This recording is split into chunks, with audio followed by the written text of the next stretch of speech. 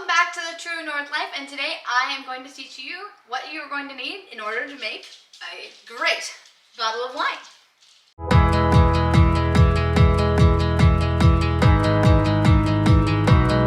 If you guys saw our previous video on making your ciders and your beers, a lot of this equipment is the same, so you can check that video out as well if you'd like. But this is just the basic stuff to get you started. If you are also interested in doing wine, but you've been curious about doing beer and cider as well, you will have the majority of the equipment to get started. So it is an option if you want to pursue that in the future. Don't be afraid of it. It's going to be absolutely great. The first thing that you're going to need that I'm going to talk about is going to be your sanitizer. If you saw my homebrew video on doing the cider and the beer, you know that this is the most important piece of the puzzle. Everything needs to be absolutely clean 100% of the time in order to make sure that this goes smoothly and you get to enjoy your end product. It is really easy to get yourself, your friends, your family ill from doing this improperly, so make sure that if you're going to do anything to the tins when you're doing homebrew, make sure it's cleaning your equipment right. I use Star San for my equipment cleaner. It's a visible way to see if everything's been cleaned on where things have been touched. It foams up. The bubbles don't need to totally come out.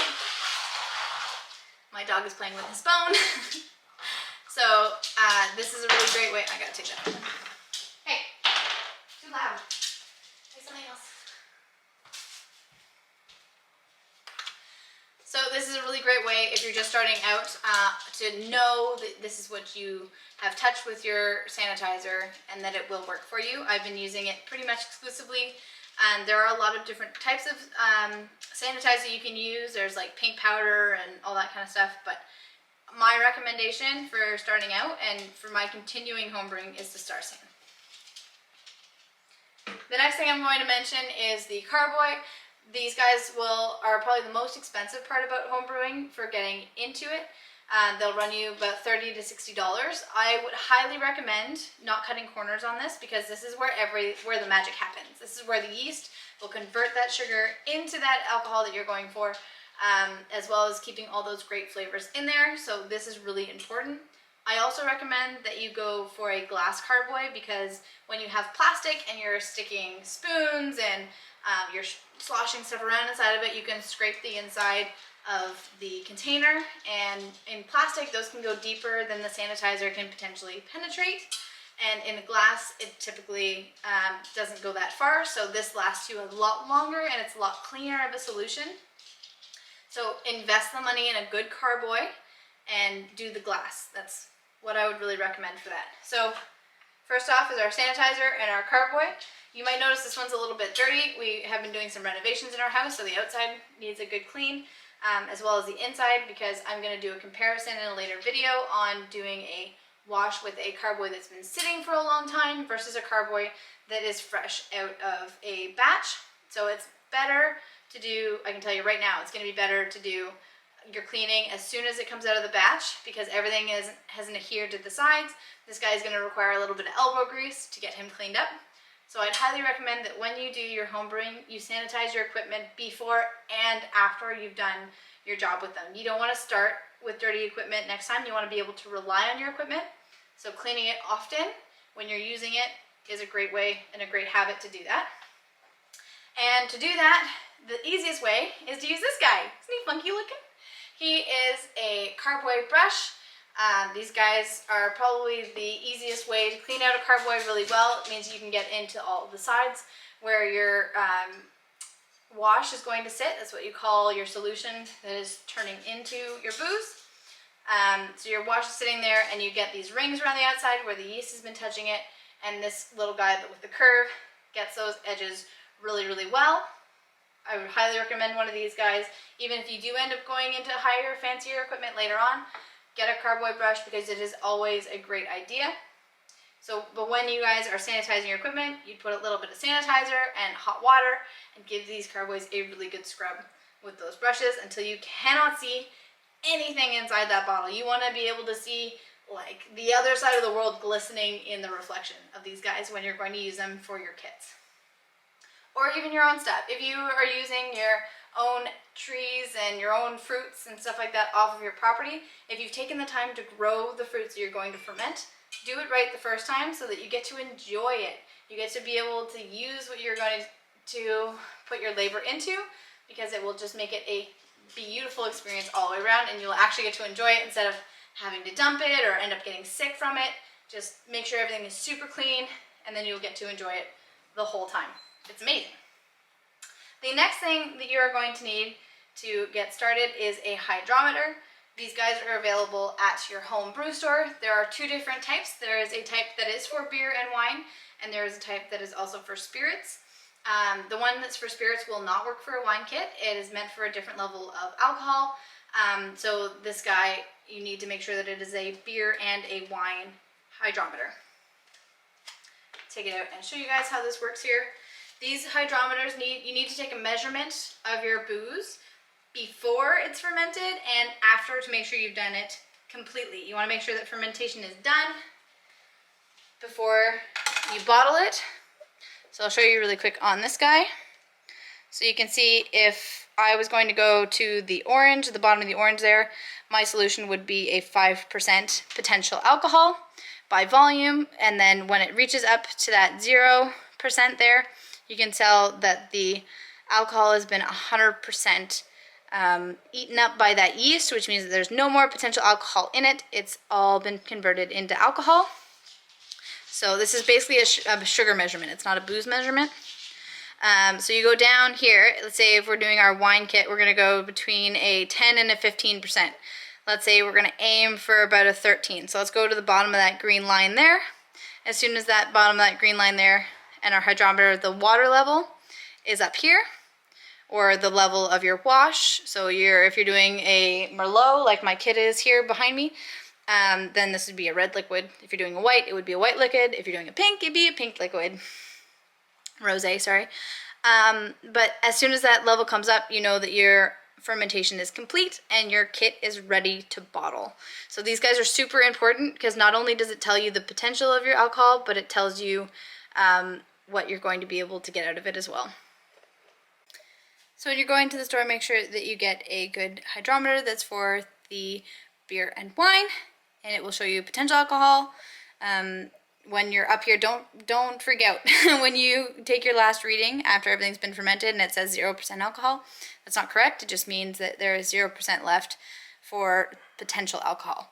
So it has been fermented to the level that it told you it would be. So at the beginning, let's say we recorded this at being potential of, let's say that bottom of that orange line is a potential of 5% alcohol. If we came up to that 0%, we would say, cool, we've had that 5% alcohol converted. All that sugar is good, so our booze is now 5%. That's how the hydrometers work. Just to give you a quick rundown on those, it sounds a lot more complicated than it is. After you get used to it, it's super easy.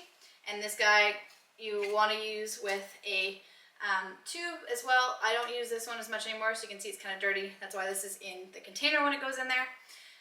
But you do want to have some kind of a cylinder to put the hydrometer in to measure. I also like to put it inside of a bowl or some kind of a cup at the bottom so that it catches any potential overflow when you stick your hydrometer in. It does display some of the liquid, so you want to make sure that you have a little bit of a catch or at least a towel down so that you're not throwing your wash everywhere. That's your hydrometer. So far we have our hydrometer, our cylinder, our carboy, our sanitizer, as well as our brush. The next thing, so that's everything you need to kind of get started, making sure everything is sanitized. After that, the things you're going to need are a funnel. I like to go with a large funnel. Don't spend $20 on one at the home brew store. Just go to your local food market and get one for $3.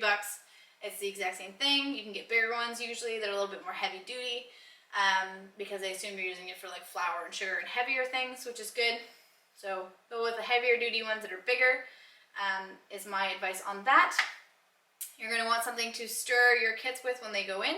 So this one has a spoon on one end and a paddle on the other. You want to make sure that you sanitize both ends because often when you have a carboy, the paddle won't fit in, or sorry, the spoon won't fit into the top of it, so you're going to be using the paddle more often because it actually fits into the carboy. So sanitize both ends on that one. You're also going to need to have your kits. So this one is for a Merlot, a red. I have never done a red wine. I'm going to be totally honest with you guys. This will be my first attempt. I'm also going to be doing a Riesling. Riesling is one of my favorite wines. I like an off-dry wine. It's one of the first things you want to kind of get down is what you actually enjoy, because when you're done all this work, wine kits take roughly 4 to 8 weeks to get them done. This one's a 4-week kit because I am not that patient. Or the 8-week kits are typically more expensive, so I like to go with a little bit of a shorter one because I'm still trying to figure out what I like. And I'm not a huge red wine drinker, so I'm not super worried about the volume and everything that I get out of it at the beginning. It's going to be a learning process for me, and I'm hoping that I will be able to sophisticate my taste buds in the process. So typically I would do a Riesling like this guy. This is one of the ones that I did this summer, actually this spring. It was April 2020 is when I did this. It came out as a 13% Riesling. It's really great. I love enjoying that on a good Friday night with a good date night steak. I mean, you should have steak with red wine, people say, but I like the white. Don't bug me. So that's everything that you need except for these guys. So after you've put your kit all together, everything's been sanitized in your Carboy, and you're ready to set it aside for fermentation, you need to stick a airlock on the top of it. There are 2 different types of airlocks. One has a little squiggly in it. The other one is just a tube. There is no difference in these guys. They both work the same way. What they do is you put water in them or sanitizer in them so that they stop any air from coming into your Carboy and spoiling what is in your Carboy, and they allow all that carbon dioxide to come out so that they're not spoiling your wash by staying in. It's all about that delicate wash in these situations, and a lot of things can spoil it: bacteria, extra carbonation, air, improper seals, all that kind of stuff. So you want to make sure everything is well sealed, everything is well ventilated, which is a weird combination, and well sanitized before you do this. So that's all of that. Now we've set our kit aside. Usually for wine kits, you'll set it aside for a week and then you'll have to add other ingredients. It is all labeled in your directions that is contained inside the kit that you'll get. If you're doing one on your own, bravo to you. That is like next level stuff. It is possible to do it. I haven't done it yet. I'm not that brave. I'm more brave on the ciders and the beers because I've done that more often. But the wine, but with the juice, there is a kit pack that comes with it, which includes your yeast. So all of that is included in here, so don't worry about that. It's not as much of a risk too, because the wine is carried in its own separate container. So the grape juice is in its own container. In the beer and the cider kits that I use currently, the cider is on, like, mixes on one side, and the dry ingredients are on the other side of the pack. But when you open the pack, it opens everything. When you open a wine kit, you have your package that is dry on the top, and you have your bag of grape juice that's inside of it that's totally separate. So if you want to go in and see a wine kit and see what you need to do and how much time you need to plan out to be able to do it over the 4 to 8 weeks you're going to do it, you can open these kits, but I would not recommend opening the beer and the cider kits. If you're doing that, I would research them independently without opening the package. That way you're not committed to making it right then and there. We have our kit has been fermented. It's all ready to go. The next step will be bottling. So we have wine bottles. Again, glass, use glass because they're a lot easier to clean. You want to make sure that these guys, again, are sanitized, as well as your corks. You want to make sure that you have corks here. So depending on the type of wine bottle, the size of your cork will differ. You can pretty much just use a standard size wine cork for most things, unless you have a special type of bottle, or if you're going for a champagne or something like that. I wouldn't recommend doing champagne on your own if you're just starting out, because it's pretty technical and has a tendency to explode. I would ask a professional for help with that. Unless you are a professional, then I would love to learn more. So these guys are not carbonated, so there's no pressure inside of here. We didn't add any extra sugar when our fermentation is done. So when we open this, there should be no bubbles, nothing. It should just be a cool glass of fermented grape juice. So these corks are great for that. You want to make sure that they get a nice soak in the sanitizer before they go into the bottle. And when you have wine, you want to make sure that you store it on its side, or even upside down if you could. It really doesn't matter, as long as you did a good cork job. And these guys keep that cork moist, because if your cork dries out, it won't do as good of a job sealing everything up. So you want to make sure that that cork is wet. So corks, as well as a corker. So same as our beer corker, you have, this one's metal, which I really appreciate. The beer and cider one for the bottle, like the beer bottles, is plastic, which is a little bit more of a pain in the butt. It doesn't give me as much confidence, but you would put your cork up in this part of the section, and when you push down, it pinches it all together and pushes the cork into the neck of the bottle with pretty good ease. I have to get some help with Kevin every once in a while. You can see even on this one that the cork didn't go quite all the way in, so they're not perfect, but they still do a great seal, which is great. Nothing is spoiled, and I've had these guys since April and ongoing, so that's really great. And that is everything you need except for your funnel, or not your funnel, your siphon. When you are siphoning your wash out of your carboy into your bottles, you can just use a piece of tubing. I don't currently use that tubing. I have a auto siphon, which to me is a game changer. If you're going to be doing a lot of home brewing, I would recommend doing an auto siphon. It's a couple extra bucks and it will save your back, and I think honestly it saves me like a couple of hours every time I do this, especially when I'm doing the beer and the cider, because it's all little bottles. The wine isn't so bad because it all goes into bigger bottles. It all goes really well. So if you are going to start with home brewing, if you have a bad back or you're not really sure, it actually might be a better idea to start with the wine as opposed to the beer and cider, unless, or something that you can put into bigger bottles. So I wouldn't recommend doing a standard size beer or cider bottle. If you have a bad back, I'd recommend doing a wine size bottle so that you open a bottle of cider with your friends at dinner time as opposed to the bottled wine. That would be my recommendation for those. And if you guys have any questions at all, please leave them in the comment section down below. Thank you so much for hanging out with me this time, and I will see you guys on our next adventure. I will talk to you guys later. Bye-bye. We can pretend that we're just friends, yeah, but who are we kidding?